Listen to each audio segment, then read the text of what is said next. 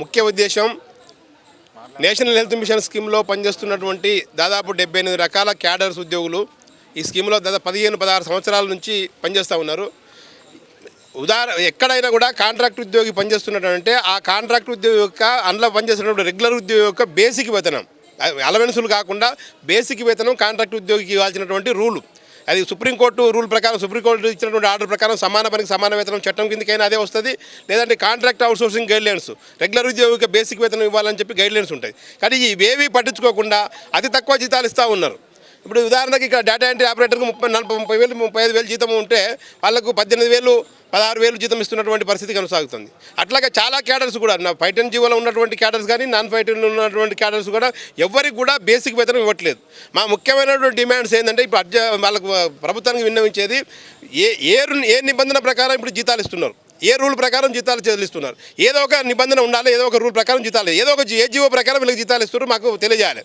ఎందుకంటే ఏ జీవో లేదు, ఎన్హెచ్ఎం స్కీమ్లో పనిచేస్తున్నటువంటి విద్యలకు కనీసం పలానా జీవో ప్రకారం జీతాలు ఇస్తున్న ప్రతిపాదనే లేదు. అంటే ఏది ఇష్టం ఉంటే అట్లా 78 రకాల క్యాడర్లతో వాళ్ళు పనిచేసుకుంటున్నటువంటి అధికారులు ఏ క్యాడర్ వాళ్ళు ఏం పనిచేస్తున్నారు, ఏ ఉద్యోగికి సమానమైనటువంటి పనిచేస్తున్నారు అనేది కూడా క్యాడర్ ఫిక్సేషన్ చేయకుండా వాళ్ళకి బేసిక్ వేతనం ఇవ్వకుండా డాక్టర్ పనిచేస్తున్న స్వీపర్ జీతం ఇస్తే ఎట్లా అవుతుందండి?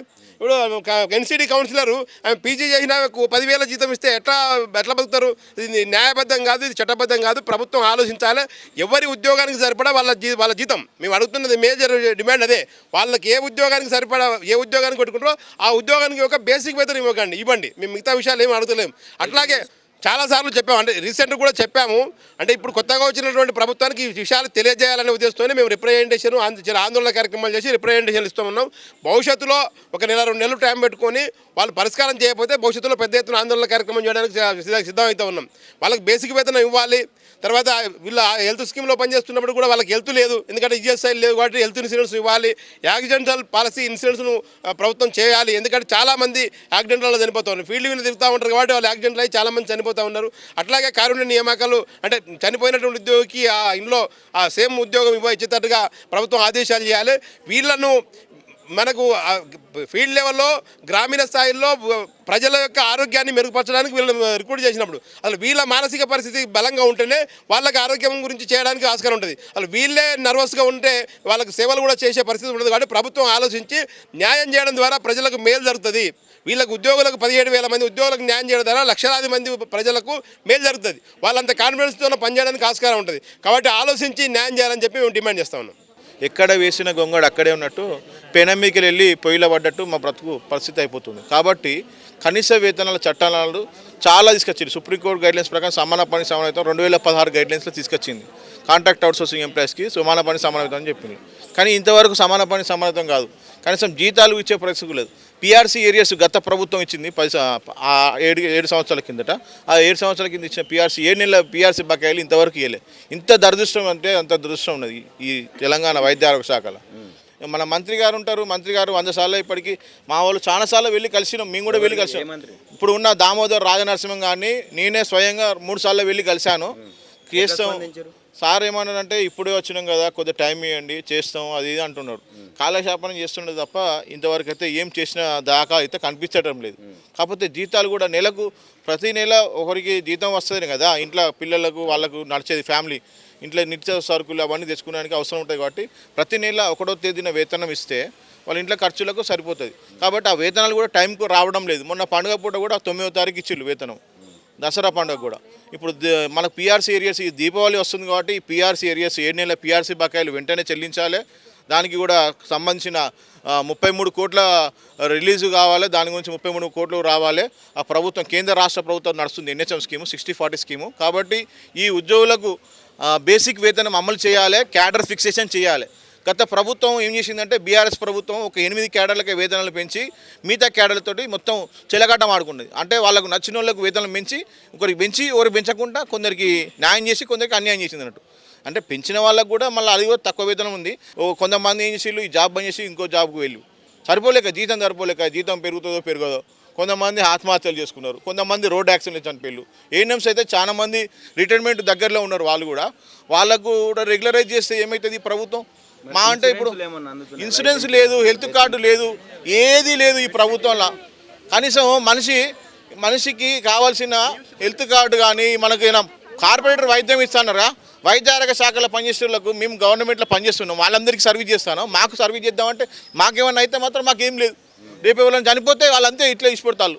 కనీసం గవర్నమెంట్ దీనికి ఇంత ప్రతిఫలం లెక్కన ప్రతి ఒక్కరికి ఉద్యోగికి గుర్తించాలి. 65 సంవత్సరాలు దాటిన వాళ్ళందరికీ కూడా 25,000 పింఛన్ ఇవ్వాలి. మరియు వాళ్ళందరికీ కూడా నెల పింఛన్ 25,000 ఇవ్వాలి. మరియు ఇంకొకటి కూడా కాంట్రాక్ట్ వ్యవస్థను రద్దు చేసి ప్రభుత్వమే వీటిని నడిపియాలి. ఇంకోటి అవుట్సోర్సింగ్ ఏజెన్సీని కూడా మన రాష్ట్ర ముఖ్యమంత్రి గారు చెప్పిండు. అంతకుముందు ఎమ్మెల్సీ గారు కూడా, కోదండరామ్ గారు కూడా, మరియు తిన్మార్ మల్లన్న కూడా చెప్పిండు అవుట్సోర్సింగ్ ఏజెన్సీ రద్దు చేస్తానని చెప్పిండు. ఇంతవరకు రద్దు చేయలేదు. మళ్ళీ ఏజెన్సీలను వాళ్ళని కంటిన్యూషన్ చేస్తున్నాడు. అట్లా చేయడం వల్ల ఏంటంటే వాళ్ళకి 15,600 అంటున్నారు 4వ తరగతి సిబ్బందికి, వాళ్ళకి చేతికి వచ్చేది 11,000 వస్తున్నాయి. కాబట్టి వాళ్ళు 4,000 రూపాయలు లాస్ అవుతున్నారు. గవర్నమెంట్ నడిపిస్తే ఏజెన్సీలు తీసేసి కార్పొరేషన్ కింద కలిపితే వాళ్ళకి 15,600 వస్తాయి కదా, 4,000 అనేది మిగులుతాయి కదా. అట్లా చేయకుండా ప్రభుత్వం మొత్తం వెట్టి చాకరీ చేసుకుంటాను. పని చేసుడు ఒకడు అనుభవిస్తాడు, కాంట్రాక్టర్కి ఏమో 4,000 రూపాయలు మిగులుతాయి. అట్లా ఏమవుతుంది, పని చేసేది వాళ్ళు, వెట్టి చాకరీ ముత్తగా కూర్చొని తీసుకునే వాళ్ళు. అట్లా కాకుండా ఈ ప్రభుత్వం ఏం చేయాలంటే కార్పొరేషన్ సిస్టమ్ని తీసుకురావాలి. వాళ్ళు చెప్పిన మాటనే ముఖ్యమంత్రి గారు చెప్పిండు, ఎమ్మెల్సీ కోదండరామ్ గారు చెప్పిండు, మరియు అందరూ కూడా ఈ ప్రభుత్వం వచ్చిన కాంచి కూడా విద్యా వైద్యం ప్రక్షాళన చేస్తానని చెప్పింది కదా. ఫస్ట్ అదే కాన్సెప్ట్ తోటే కదా వీళ్ళు వచ్చింది ప్రభుత్వం. అట్లనే మేము కూడా నమ్మి వేసిన ఓట్లు. మా ప్రభుత్వంలో 17,000 మంది పనిచేస్తుంటారు కదా ఇప్పుడు ఎన్హెచ్ఎం ఉద్యోగులు. వీళ్ళందరూ కూడా కుటుంబానికి 4 చొప్పున మేము అందరం ఆ బీఆర్ఎస్ ప్రభుత్వాన్ని ఓడించి ఈ ప్రభుత్వం తెచ్చుకుంటే మాకు అందరికీ మంచి జరుగుతుంది, మనందరి బ్రతుకులు మారుతాయి, మన తలరాత మారుతాయని మేము అందరం కలిసి ఓట్లేసి గెలిపించినాం. కానీ ఈ ప్రభుత్వం వచ్చే ఓటు ఆ ప్రభుత్వం లెక్కనే చేస్తుంది. అంటే ఎన్నిసార్లు ఇప్పుడు కాంగ్రెస్ సర్కార్ వచ్చినాక ఎన్నిసార్లు మీరు ఇట్లాంటి కార్యక్రమాలు చేశారు? నేను ఇప్పటికీ నేను అయితే ఇండివిజువల్గా మన ఏఐటీసీ తరఫున ఆధ్వర్యంలో ఇప్పటికీ కాంగ్రెస్ ప్రభుత్వం వచ్చిన 10 నెలల్లో మేము 6 ధర్నాలు చేసినాం. ఎంపీ ఎలక్షన్స్ అప్పుడు కూడా 3 నెలల వేతనాలు ఇవ్వాలని చెప్తే అప్పుడు కమిషనర్ గారు పిలిచి మాట్లాడి 2 నెలల వేతనాలు ఇప్పించాడు. అప్పుడు కూడా ఇన్ టైంలో వేతనాలు రాలేదు. ఎప్పుడు వస్తలేవు. ఒక 2 నెలలేమో కరెక్ట్ టైంకి ఇచ్చిళ్ళు, మిగతా అంతా ఇస్తలేరు. మరి ఎందుకు?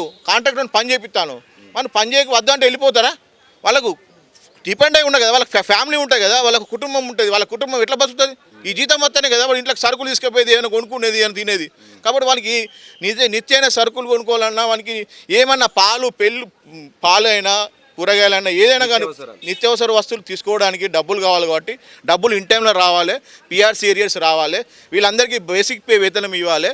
లేకుంటే మాత్రం అందరం కూడా ఏఐటీసీ ఆధ్వర్యంలో మేము ఏంటంటే నిరాహార దీక్షకు కానీ లేకుంటే ఆమరణ దీక్షకు కూర్చుంటామని చెప్పి మేము ఈ సభాముఖంగా తెలియజేస్తున్నాను. మేము సెకండ్ హ్యాండ్గా పనిచేస్తున్నాం, 16 సంవత్సరాల నుంచి పనిచేస్తున్నాం. మాకు ఎప్పుడు రెగ్యులేషన్ అంటున్నారు, రెగ్యులేషన్ చేయలేదు. సమాన వేతనం అంటున్నారు, సమాన వేతనం కూడా ఇవ్వట్లేదు. సెకండ్ హ్యాండ్ మన పేరు పెట్టి ఫస్ట్ హ్యాండ్ సమానంగా పని చేపిస్తున్నారు. ఆ ఫస్ట్ హ్యాండ్ ఏం చేస్తే మీకు ఎంత వస్తుంది? మాకు 27,000 వస్తుంది, మాకు వాళ్ళకి వచ్చేది 60,000. ఎన్ని క్యాడర్లు వచ్చినాయి ఇక్కడికి? ఎన్ని క్యాడర్లు ఉన్నాయి అసలు? మా దాంట్లో 78 క్యాడర్లు ఉన్నాయి, మా దాంట్లో 70-80 క్యాడర్స్ ఉన్నాయి. సెకండ్ అన్ని క్యాడర్ల నుంచి అందరు వచ్చారు. కానీ మాకు ఎంత నష్టం అంటే మా ఏజ్ వాళ్ళకు ఇప్పుడు 55 నడుస్తుంది, అందరికి ఏజ్ బారైపోయిన వాళ్ళు ఉన్నారు. ఇప్పుడు ఎగ్జామ్ ఉన్నారు, ఎగ్జామ్ వద్దని రద్దు చేశారు. కనీసం మాకు రెగ్యులర్ బేసరతుగా రెగ్యులర్ చేయాలి, మాకు అంతే. ఎగ్జామ్ పెట్టద్దు, ఏం పెట్టదు. ఇప్పటి వరకు సమాన పనికి సమాన వేతనం అన్న కనీసం ముందు అది ఇవ్వండి, తర్వాత రెగ్యులర్ చేస్తారా ఏం చేస్తారా అన్నది మీరు ఆలోచించుకొని చేయండి. మేము చాలా కష్టపడుతున్నాం. అసలు మాకు ఆ ఎన్సీడీ ఇచ్చారు ఒక టార్గెట్ అని, ఏఎన్సీ టార్గెట్ అని. ప్రతి ఇల్లు ప్రతిరోజు విజిట్ చేయాలి. ఎందుకు చేయాలి సార్? మేము ఫస్ట్ టైం సమానంగా మేము ఎందుకు చేయాలి? మాకు ఏమి ఇస్తున్నారు గవర్నమెంట్? మాకు చాలా ఇబ్బంది పడుతున్నాం మేము. వాళ్ళకి సీఎల్స్ ఉన్నాయి, మాకు కనీసం చెప్పుకోవడానికి సిగ్గుచేటు. యూనిఫామ్ అలవెన్స్ లేవు, ఏవి డబ్బులు లేవు, వ్యాక్సిన్ క్యారియర్ పట్టుకోవడానికి వాళ్ళకు ఉంటాయి, సబ్సిడీ ఉంటారు, అలవెన్స్ ఉంటాయి, మాకు ఏమీ లేవు. ఎందుకు చేయాలి? మేము ప్రతి పని చేస్తున్నాం, మాకు అసలు పైసలు ఇవ్వడానికి గవర్నమెంట్ ముందుకు వస్తలేదు. ఎందుకని మేము అడగట్లేదన్నా, లేకపోతే మా నాయకులు ఎంత కష్టపడి ప్రతిసారి వచ్చి ఇంత ధర్నాలు చేసి ఇంత సమ్మెలు చేసి అడుగుతున్నారు. కనీసం ఒక్క రోజన్నా కూడా మరి వీళ్ళకి న్యాయం జరుగుతాం, వీళ్ళకి ఇస్తామన్న దాఖలు లేవు మాకు. మరి గవర్నమెంట్ మాకు ఒకటే చేయాలి, మాకు తప్పకుండా మాకు వేరే షరతుగా సెకండ్ హ్యాండ్ అందరినీ రెగ్యులర్ చేయాలి.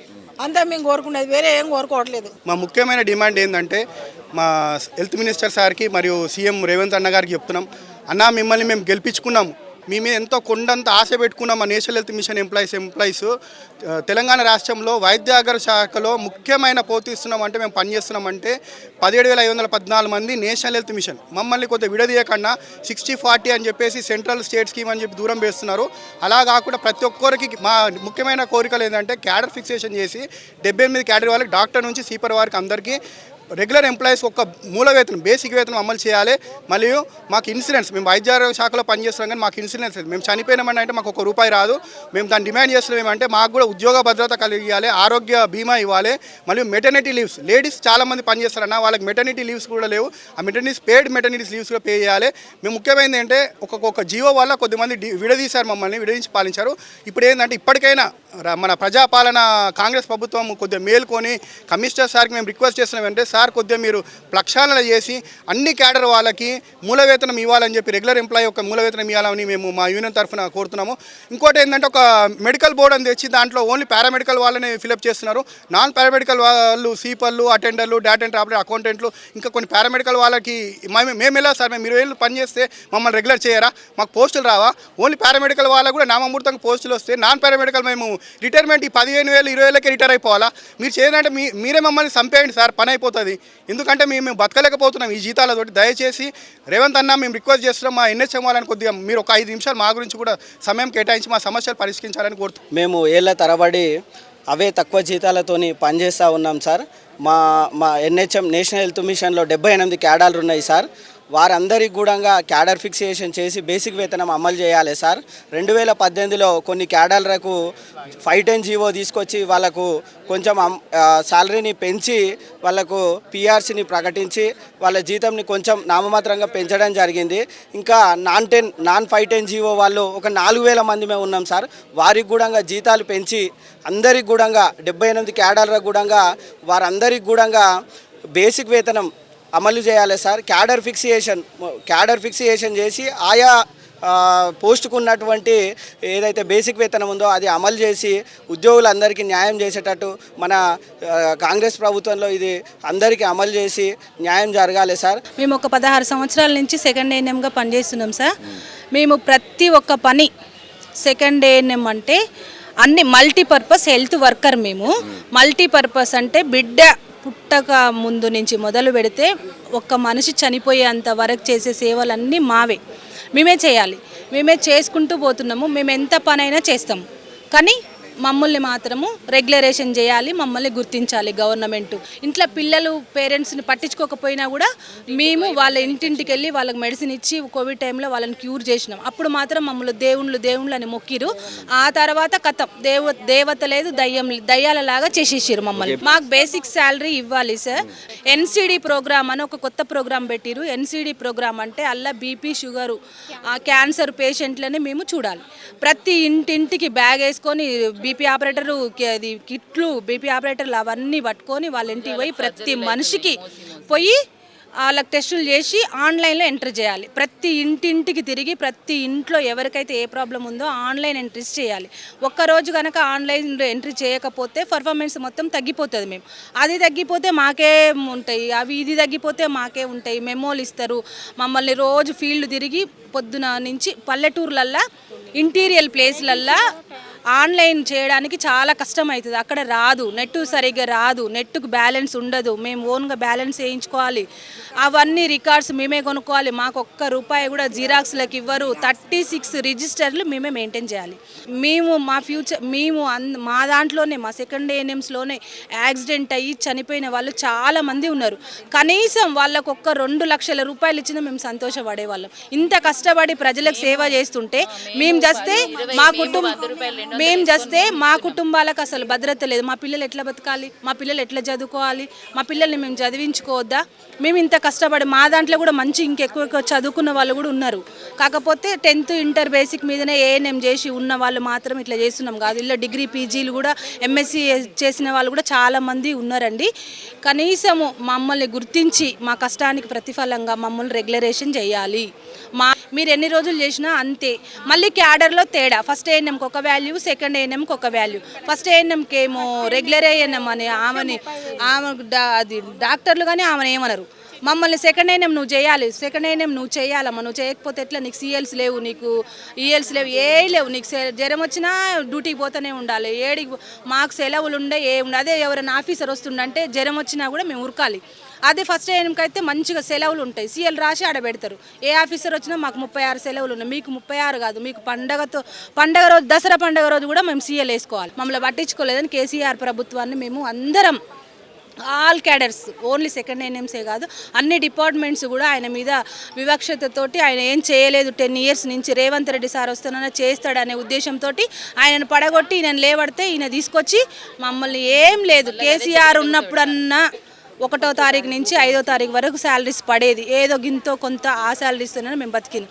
ఈ ప్రభుత్వం వచ్చినాక 2-3 నెలలకు ఈ ఏఐటీసీ వాళ్ళు కొట్లాడబెట్టంగా శాలరీస్ వేస్తుండు. ఆయనకు 1 నెల మార్చి 1 నెల వేస్తుండు. ఈ 9 నెలల వ్యవధిలో 3వసారి, 2 నెలలకు ఒకసారి, 3 నెలలకు ఒకసారి వస్తూనే ఉన్నాం, కలుస్తున్నాం.